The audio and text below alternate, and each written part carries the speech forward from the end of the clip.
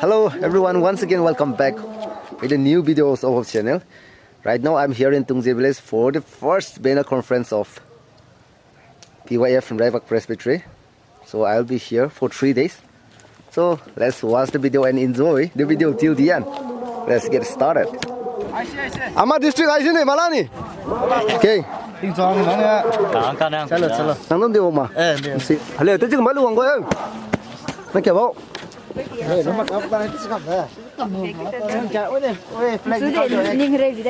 Aku parmu, nak Nreibak dah. Kau pernah mati pernah le?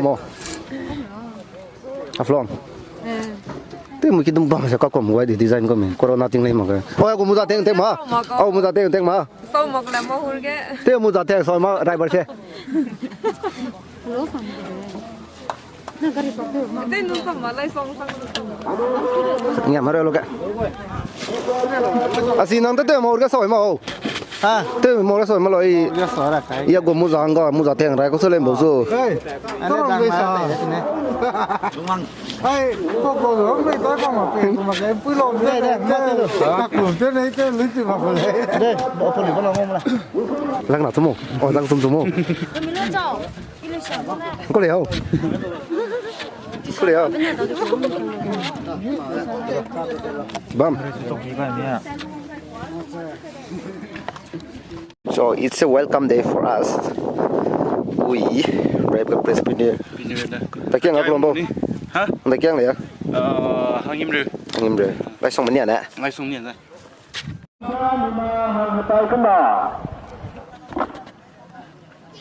Ya pa como con. Apa de mi? Lo mi. Style de lima ne lo ka.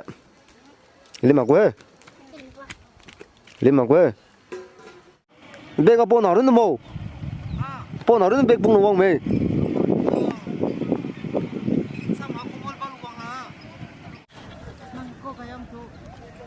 Bà mang nuôi cái này á, bang quạt dễ thôi lẹ. Có lẽ cái sao? Bà mua bê này, bang quạt dễ thôi lẹ mày à? Lim ngum nemo. Ê, lim sao đó? Quạt gì có đây? Thằng ta kêu lẹ Colombo. Colombo. Sao chỉ xin là đây? Sao chỉ xin là đây? Nó là trong Hoàng Tà, là sẽ trong cái kia, mà Hoàng Tà rất là đây đó. Welcome ai sinh ra. Bazar mai rồi là đấy. Thì không biết làm được Hoàng lá như cái này. Chân char tí số. Hao. Nó Hoàng to đi quá. Người mấy bằng anh Hoàng Clon năng tí xôi. Brother in Christ, welcome back. Handshake, big handshake. Big thôi. Để ta hay một này. Mr. Asau is here. Mr. Big. Tu Asau. Another YouTuber is here. Hi, great to say hi. Lots of YouTubers. Sister in Christ, welcome back to PYF conference of NP. Log chủ thế quay, ngay chủ thế quay. Tại nữa tôi. Preparation is going on. Come on.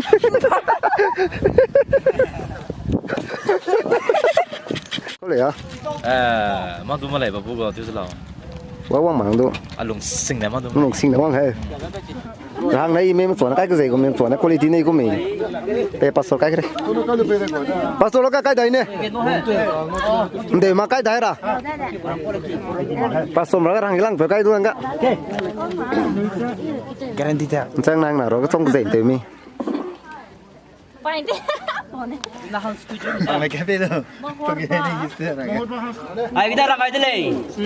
Blessing kia. Mina hang ngam za rangai dai utele. À mau pem rồi cũng mau cái xong cắt pem rồi. Có đâu mà nuôi. Coi nè. Kita chỉ biết nó cái đó. Mang ngà cũng bị xíu xíu. Tao đã hình bright chắc. Biết tôi bằng này mà. Miễn nó bán tao làm gì mà cái này. Kami parang tu, ya sakit. Xài đây đi. Không này cái sao chỉ ta gì. Hình bright chắc mà mong vậy. Em nào độ. Yes, điều gì nữa? Xong rồi chỉ làm lại đó ngờ. Chỉ làm lại hình bằng này không? Saya rangkang. Rangkang kau kau mesti ada bag ni. Ngai dah kau dah. Gak tak kusih. Tu angga base tu mau pay mau mai le. Mau kai mau kalau rom le. Kan di rom agam taza ia kakum district mare le ia hang gua kai dau dela so. Nak kai rangkang bisa pastor base kan tu doga kakum wang male le puang rangkang pay sih. Nang na kumang gasan na te lam sang dah. Ngam mai. Ya ma ni si mang ma ka he. Ma, YouTuber tu lo, aku menu makan nang lila sakai deh. Lu mak ko le lu den pi wang sa. Mana sinok boleh lah mue. Sinot ko lu la yan le ba YouTuber principal boleh nak sinot. nama kau. Tu ba men tu ko tu ne le. Ni ka district secretary so ha. Sao? Ni Ai nem zo lo wang lo zai tu ba men nam zo lo sa. Con hem dai dai. Mai gua na anu secretary so. Cái ông tại mà nó lên. Cái nó bao lâu mẹ cho cái Nó đang sửa ra. Rồi phải rồi. Có đi. Nung ni secretary na ki. Ai dah ni station sa mare wai. Ôi đang ấy đó. Em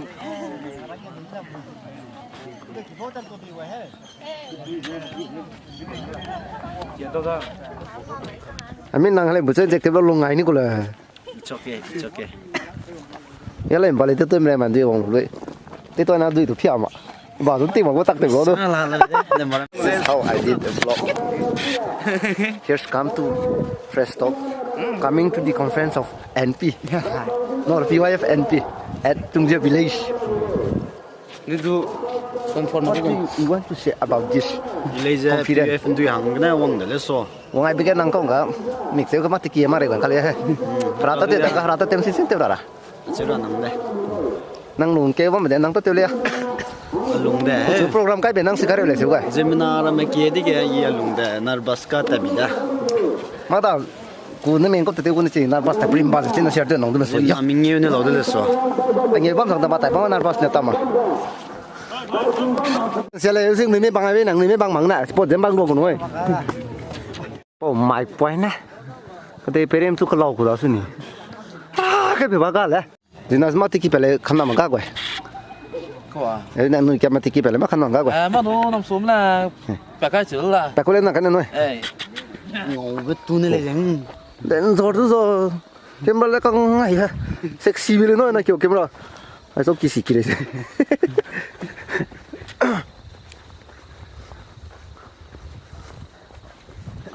Tingkong beram dong dam ni. Orang Asia mengarang ima mengarang Asia orang ini. Nang tak so. Ani nak kereta mahang dah. Ani ko hall ka sebeza. Ni pui nam na te pe pirang hang dah. Alam ten ri ka dah wei de ni. Ani ko hall dah ngos siam. Mille kang ku be na. Gejite te nga samak pa sa pen ni de na de. So here's come. Ani ko hall. Conference. First Biennial conference. Come 28th session. 2023. Presbyterian Youth Fellowship Nreibak presbytery. 27 to 29 January 2023. PCI Tungje. Yes. Ya, tu ketip sang itu sudah tu. Tung, malu zeh mah. Leda. Nara murak kita na debida. Nggak.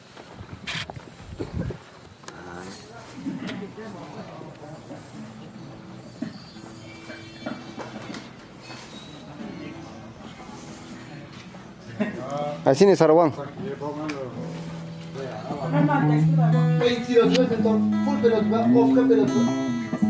Musik lang ba hang lang bo Nreibak ya.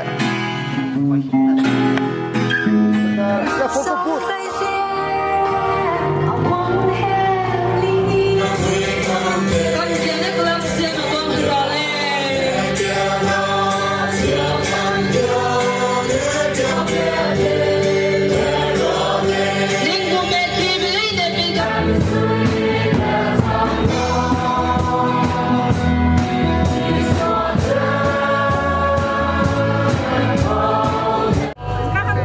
Keluar.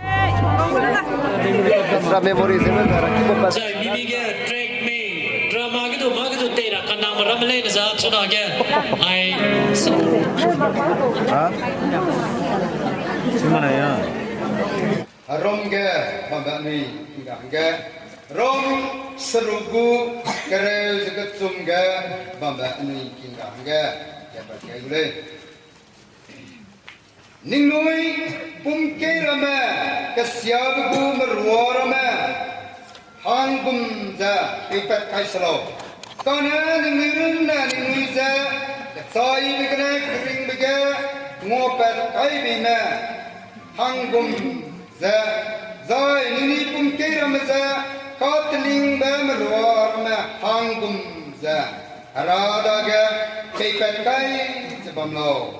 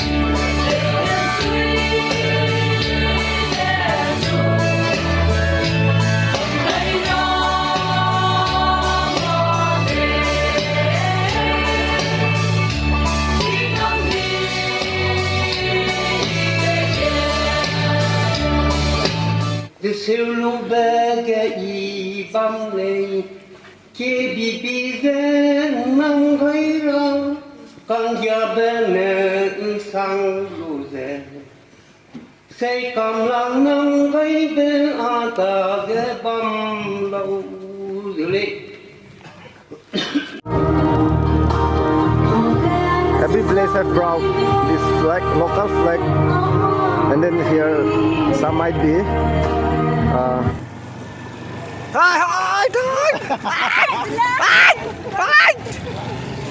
Sang mana kan ning bata te beje Mr. Fresh Talk na mai kan de video le mi mak lo bang kan cham lo din na permit sing beje ga beje na I nang le lungwang chang ma tele tang lak la in charge kai jun dip jing na I de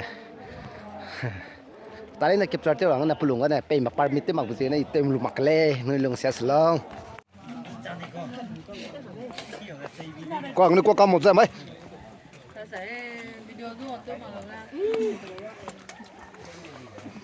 hai kalau mana 당신 안 루마 비디오. cái tẩy mà tiêu là thằng nè tẩy vẫn thích bao giờ mà giờ Maka ketai ko ba mjene ketai terege dilang ta babu teacher LP school go teacher le jan do doctor engineer ui vậy cái chạy cái cậu giờ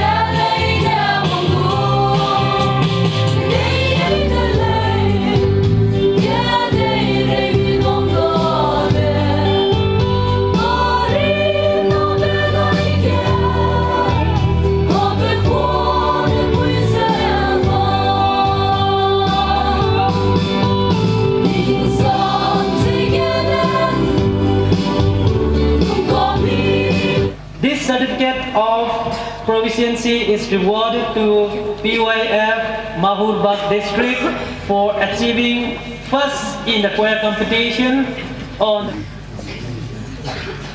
This certificate of proficiency is rewarded to Miss Nreibak for being a winner in the Voice of PYF on the first Biennial Conference on 28th session from 27 to 29 January 2023 at Presbyterian Church Tungje. Mega.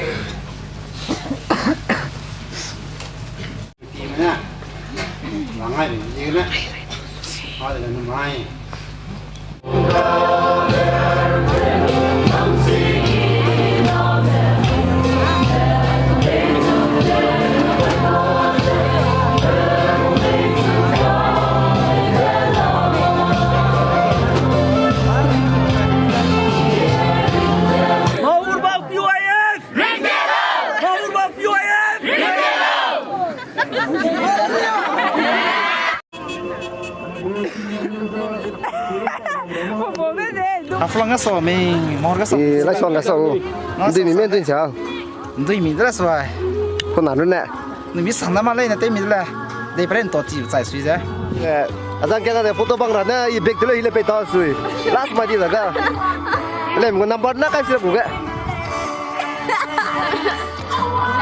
so finally anh đi mình dần đi lúc đó chúng ta photo băng cả phải thôi đó cái nên đi mình lúc video kan chỉ mình nói cái thế cái chúng ta permit page bên mà cái này người long sẽ lo next conference cái này thì ai cho video television lúc ra A to Z anh đang ngồi lại cái này mày à chú để thế nào mà bị có so see you again in the next video